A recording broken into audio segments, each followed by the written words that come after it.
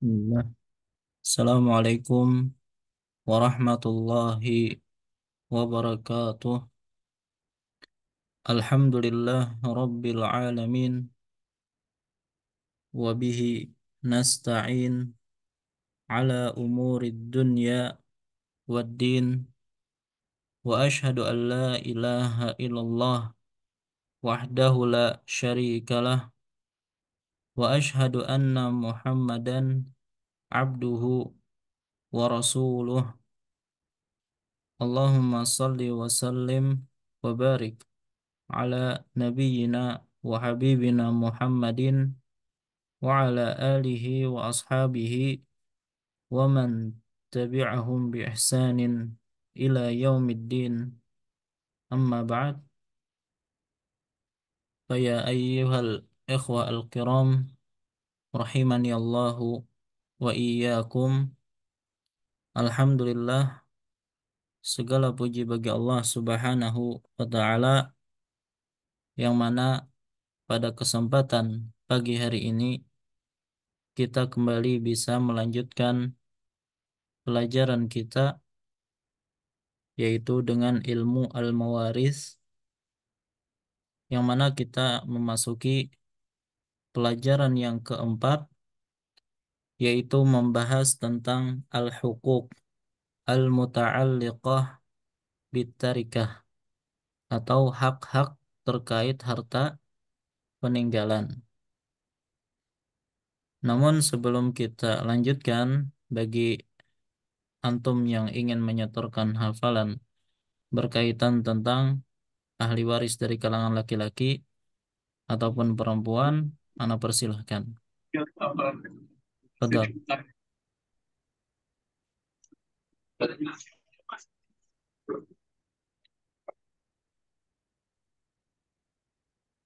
Kalau tidak ada, tidak mau apa, kita teruskan saja. Baik. Al-huquq al-muta'alliqah bitarikah, yaitu hak-hak yang harus ditunaikan, baik hak tersebut berkaitan dengan hak mayit ataupun hak orang lain yang ada pada harta peninggalan, maka itu harus terlebih dahulu ditunaikan sebelum dibagikan warisan. Baik.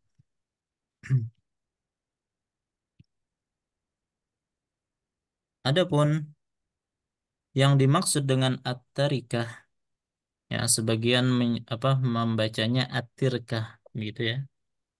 Secara bahasa atau etimologi, at-tarikah adalah segala yang ditinggalkan dan disisakan oleh seseorang. Itu disebut dengan at-tarikah. Adapun secara istilah, ya tentunya di sini ada khilaf di kalangan para ulama terkait definisi dari at-tarikah.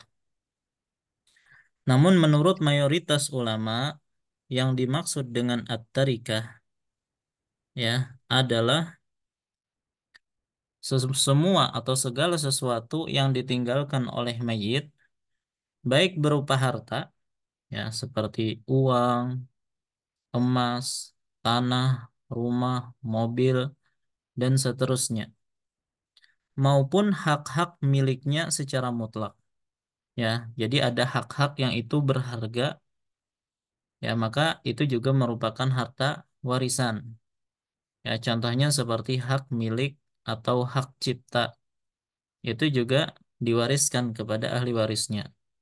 Atau hak-hak khiyar kalau dalam jual beli, itu juga bisa diwariskan kepada ahli warisnya.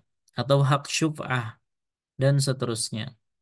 Nah, jadi ini juga merupakan hal yang bisa diwariskan kepada ahli waris. Jadi kesimpulannya, yang namanya at-tarikah itu adalah semua yang ditanggalkan oleh mayit, baik berupa harta maupun hak-hak. Baik. Kemudian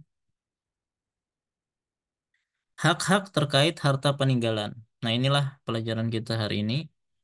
Ketika seseorang meninggal dunia dan meninggalkan harta serta ahli waris, maka ahli waris tidak boleh serta-merta langsung membagikan harta peninggalannya sebelum dipenuhi hak-hak terkait harta tersebut. Baik itu adalah hak mayit sendiri atau hak orang lain.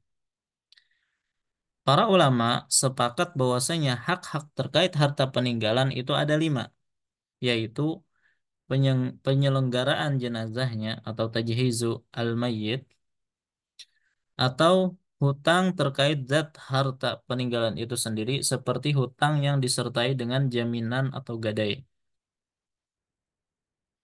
Kemudian hutang secara mutlak yang terkait dengan tanggung jawab mayit atau tanggungan mayit, baik hutang kepada manusia maupun hutang agama. Ya. Yang keempat adalah wasiat dan yang terakhir adalah warisan. Nah, inilah 5 hak terkait harta peninggalan. Ya, kita akan rincikan satu persatu. Syekh Faiz, Hafizahullah, ya. Sebelum itu, apabila harta yang ditinggalkan oleh mayit banyak dan mencukupi untuk memenuhi semua hak-hak di atas, maka boleh bagi ahli waris mendahulukan hak satu dari yang lain, tanpa harus berurutan.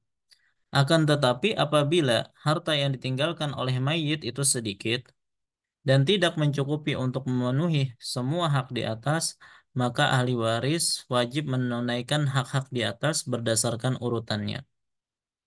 Ya, berikut ini penjelasan rinci tentang hak-hak yang berkaitan dengan harta peninggalan mayit.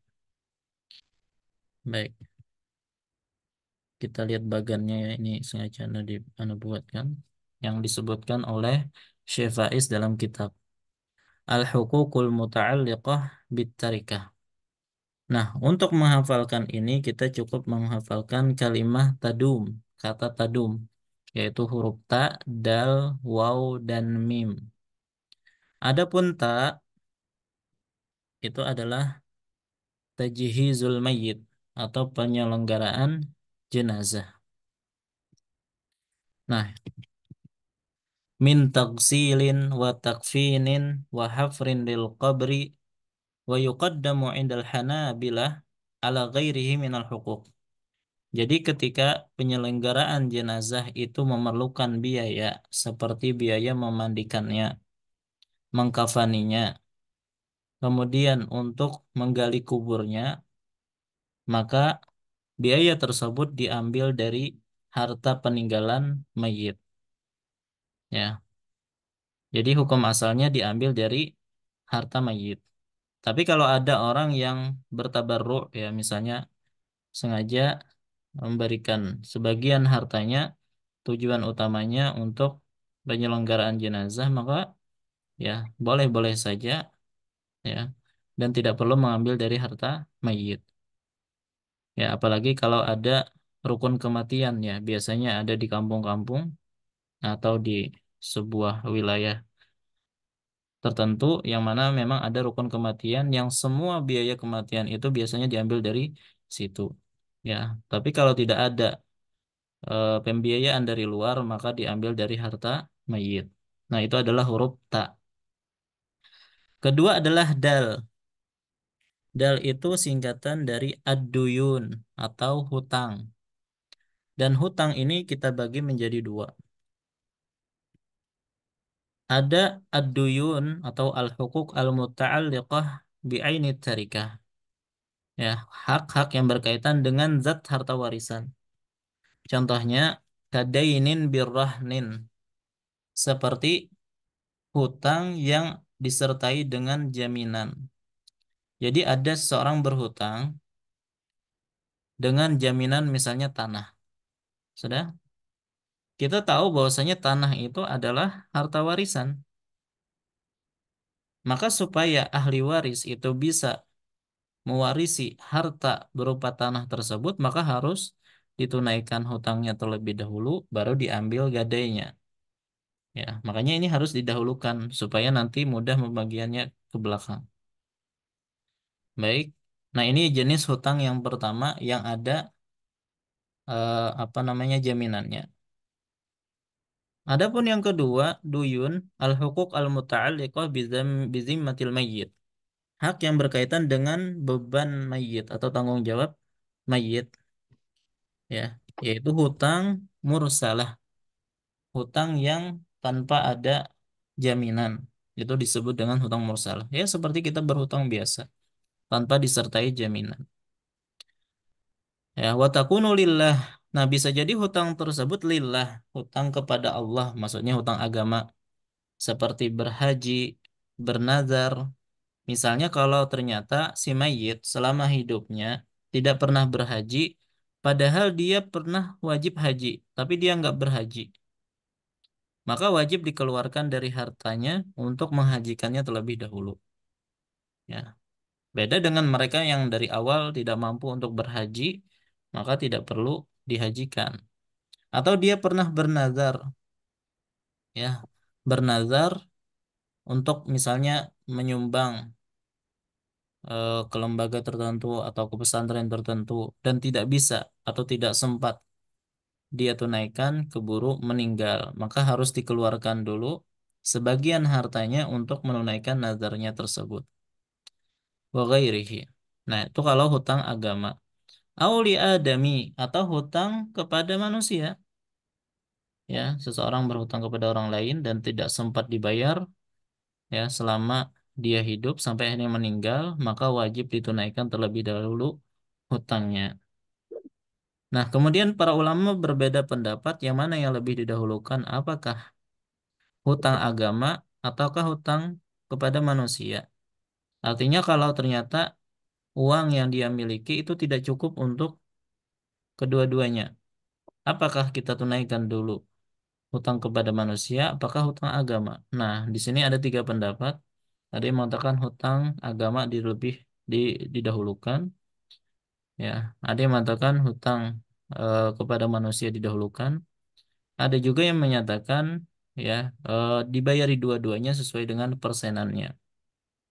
Wallahu alam, ya. Kalau anak lebih condong kepada pendapat yang menyatakan hutang kepada manusia itu lebih didahulukan karena manusia itu sifatnya, ya, menuntut. Hak manusia itu kan di mabniun alal musyahah, ya.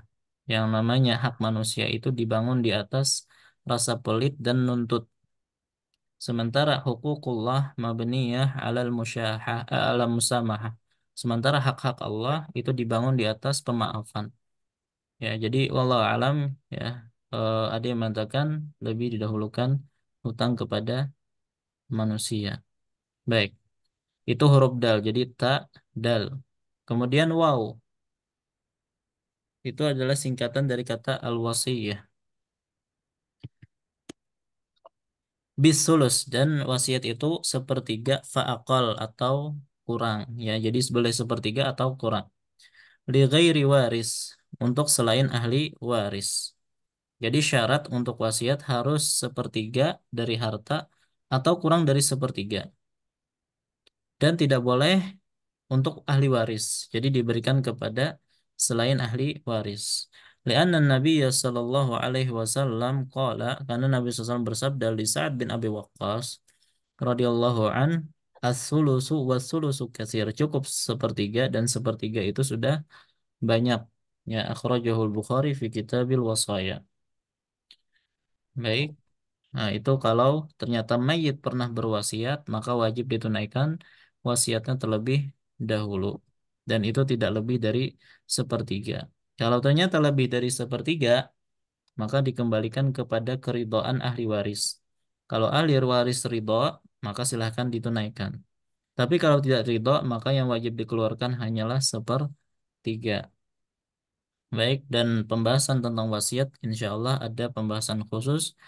Ya, kemungkinan pada pertemuan yang akan datang kita akan bahas tentang fikih wasiat. Kemudian yang terakhir mim, yaitu al-miras. Nah, baru waktu itu setelah ditunaikan hak-hak sebelumnya, barulah dibagikan warisannya. Wa yakunu bil fardi au bit ta'sib. Nah, kita sudah bahas apa yang dimaksud dengan al-fard dan at-ta'sib. Al-fard artinya warisan dengan bagian tertentu, sementara at-ta'sib adalah warisan dengan bagian tidak tentu. Sebagaimana sabda Nabi SAW, alhiqul fara'idha bi ahliha fama baqiya fali aula rajulin dzakarin muttafaqun alaih. Berikanlah bagian warisan kepada pemiliknya dan sisanya untuk laki-laki terdekat. Baik, kita rincikan sedikit ya. Hak yang pertama yaitu penyelenggaraan jenazah. Inilah hak pertama yang wajib ditunaikan oleh ahli waris terkait harta peninggalan mayit, yaitu penyelenggaraan jenazahnya mencakup biaya pemandikannya, mengkafaninya, serta menguburkannya. Mendahulukan penyelenggaraan jenazah daripada hak-hak lainnya merupakan pendapat dari mazhab Hambali yang kami anggap lebih kuat. Apa dalilnya? Kenapa kita lebih menguatkan ini? Pertama, dalil dari Ibnu Abbas radhiyallahu anhuma bahwasanya Nabi SAW bersabda tentang laki-laki yang terjatuh dari tunggangannya ya ketika berhaji ya. Kemudian meninggal dan dia dalam keadaan berihram. Apa kata Nabi? Iksiluhu bima'in wasidrin. Mandikanlah ia dengan air dan air yang dicampur daun bidara. Wa kaffinuhu fi saubaihi, dan kafanilah dia dengan dua helai kainnya. Wala tamassuhu bitibin, dan janganlah diberi wewangian. Wala tukhammiru ra'sahu, dan jangan pula diberi tutup kepala ya. Fa innahu yub'atsu yaumal qiyamati mulabbiyan, karena dia nanti dibangkitkan pada hari kiamat dalam keadaan bertalbiyah. Nah, baik, coba lihat di sini. Sebelum itu ya, kita bacakan dulu hadis-hadisnya, baru eh, wajhu istidlal ya. Yang kedua dari Khobab bin Arad radhiyallahu anhu bahwasanya Mus'ab bin Umair radhiyallahu anhu terbunuh pada perang Uhud. Namun kami tidak mendapatkan kain untuk mengkafaninya kecuali burdah, semacam kain bergaris. Yang kain tersebut bila kami gunakan untuk menutup kepalanya, kakinya terbuka. Dan bila kakinya yang hendak kami tutup, kepalanya lah yang terbuka. Maka kemudian Nabi SAW memerintahkan kami untuk menutup kepalanya dengan kain tersebut, sedangkan kakinya kami tutup dengan idkhir, ya semacam daun serai gitu ya. Dalil yang ketiga, yang ini mirip-mirip saja ya. Dari Khabbab radhiyallahu anhu juga tentang kafan Hamzah bin Abdul Muttalib. Ya, karena Mus'ab dan juga Hamzah itu kan sama-sama mati syahid di perang Uhud. Ya. Nah, akan tetapi Hamzah tidak memiliki sedikit pun kain kafan kecuali kain burdah yang ada buratan warna putih dan hitam. Jika ditutup kepalanya, maka tersingkap kedua kakinya, dan bila ditutupkan pada kakinya, tersingkap kepalanya, hingga kedua kakinya hanya ditutup dengan izkhir. Ya, jadi mirip antara kafannya Mus'ab dan juga Hamzah bin Abdul Muttalib. Nah, jadi tiga apa namanya hadis ini bercerita tentang orang-orang yang meninggal yang mana mereka akhirnya dikafani dengan pakaian yang mereka punya. Baik, sisi pendalilan dari tiga hadis di atas adalah bahwasanya Nabi SAW mengafani para sahabat dengan pakaian yang mereka pakai dan beliau tidak bertanya tentang ahli waris dan hutang mereka. Padahal kebanyakan para sahabat adalah orang-orang miskin serta membutuhkan yang sangat mungkin memiliki hutang. Ya, artinya kalau memang hutang itu harus lebih didahulukan daripada penyelenggaraan jenazah, ya semestinya Nabi SAW bertanya dulu, apakah dia punya hutang ataukah tidak. Ya, karena yang dipakai itu adalah harta, ya, yang mana kalau didahulukan hutang berarti dia harus membayarnya dengan kain kafan tersebut. Tapi Nabi SAW langsung menyuruh para sahabat untuk mengkafani mereka tadi dengan kain yang mereka pakai. Maka ini menunjukkan bahwasanya kain kafan yang termasuk dalam penyelenggaraan jenazah itu lebih didahulukan daripada hak-hak yang lain. Karena kalau tidak demikian, niscaya Nabi akan bertanya terlebih dahulu karena mengakhirkan penjelasan dari waktu yang dibutuhkan tidak boleh bagi Nabi Shallallahu Alaihi Wasallam. Kemudian dalil yang berikutnya, karena memberi nafkah kepada muflis, orang yang bangkrut, serta pakaiannya lebih didahulukan daripada hak para kreditur, ya, yang menagih hutang, dan menutup aurat manusia hukumnya wajib pada saat hidup, begitu pula pada saat mati. Ya, jadi kain kafan itu ibarat penutup aurat ketika manusia telah meninggal. Ya, baik. Permasalahan. Apabila mayit sama sekali tidak meninggalkan harta, maka dari manakah biaya penyelenggaraan jenazahnya? Maka jawabannya, apabila mayit tidak meninggalkan harta, maka biaya penyelenggaraan jenazahnya ditanggung oleh orang yang wajib menafkahinya selama dia hidup, seperti anak yang tidak memiliki harta, ya. Jadi ada anak tidak memiliki harta meninggal, maka biaya penyelenggaraannya jenazahnya ditanggung oleh orang tuanya. Apabila ia tidak memiliki keluarga atau keluarganya juga susah, maka biayanya ditanggung oleh Baitul Mal. Apabila tidak ada Baitul Mal, maka biaya ditanggung oleh kaum muslimin secara umum yang mengetahui kematiannya karena penyelenggaraan jenazah hukumnya adalah fardu kifayah. Baik, ini adalah hak yang pertama. Begitu juga ada permasalahan, apabila istri meninggal dunia, apakah suami wajib membiayai penyelenggaraan jenazahnya?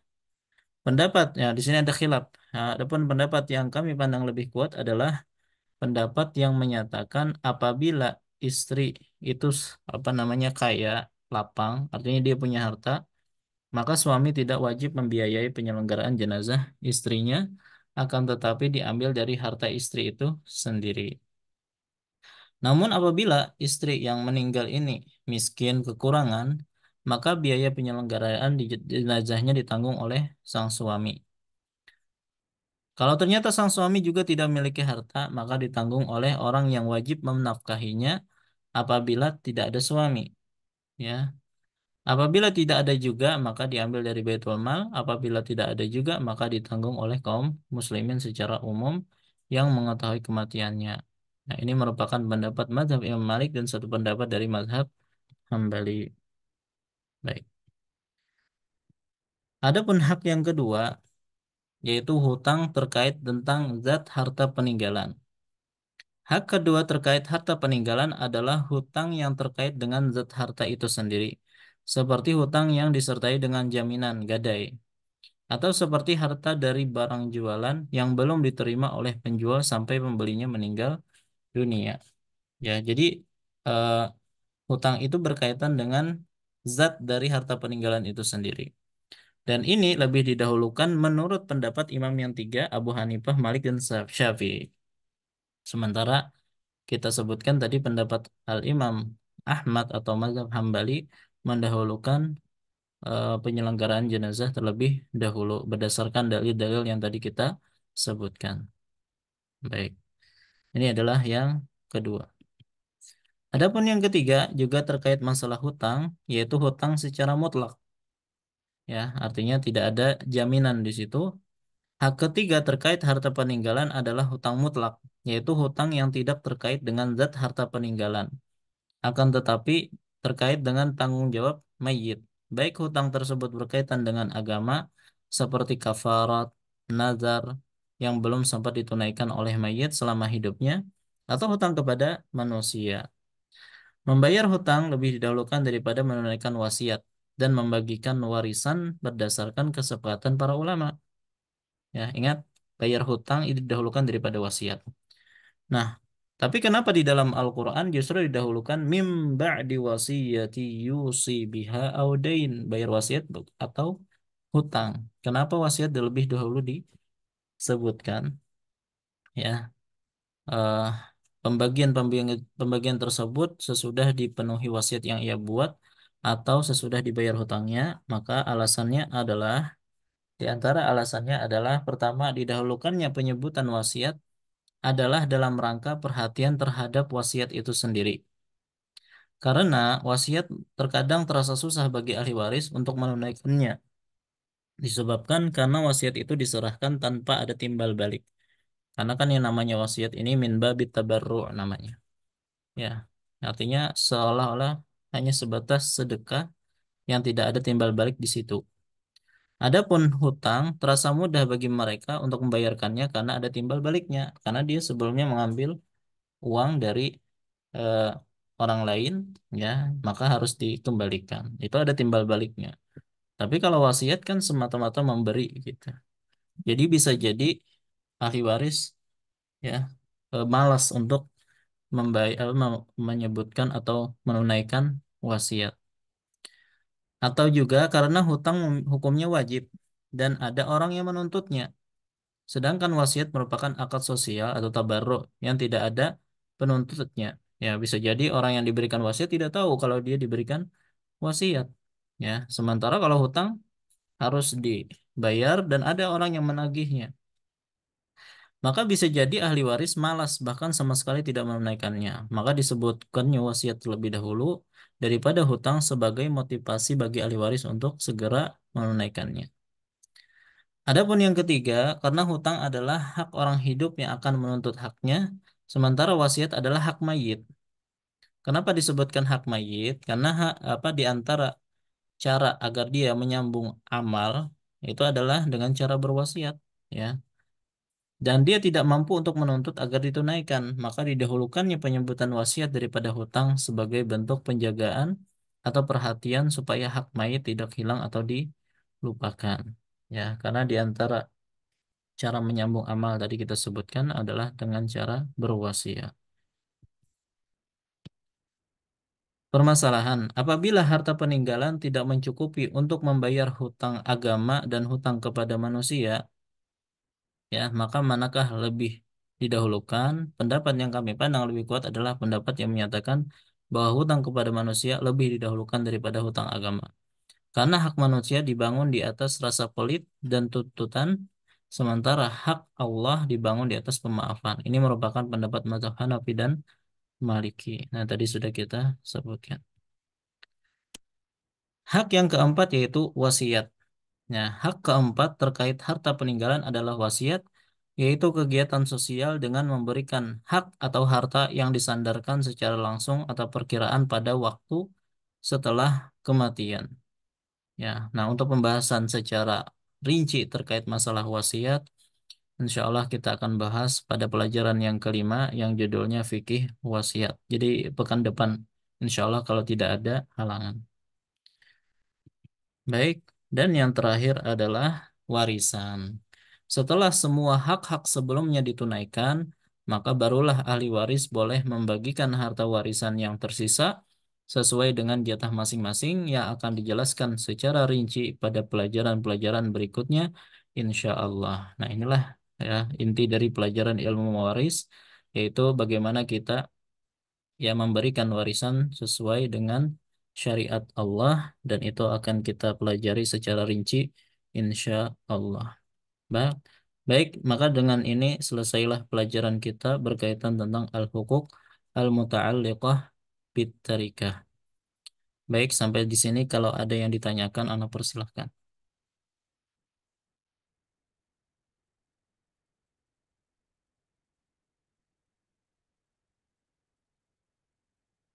Baik, kalau tidak ada, Anda cukupkan sampai di sini. Ya, insya Allah kita jumpa lagi pada pertemuan yang akan datang. Ingat kita masih apa namanya ya, eh, teori fikih ya, belum masuk kepada perhitungan. Insya Allah paling 2 atau 3 pertemuan lagi kita sudah mulai masuk perhitungan. Baik, ini yang bisa Anda sampaikan. Salah khilaf mohon maaf. Wassallallahu ala nabiyina Muhammad wa ala alihi washabihi wasallam. Subhanakallahumma bihamdika asyhadu an la ilaha illa anta astaghfiruka wa atubu ilaik. Assalamualaikum warahmatullahi wabarakatuh. وعليكم السلام ورحمة الله، جزاكم الله خير. Hmm.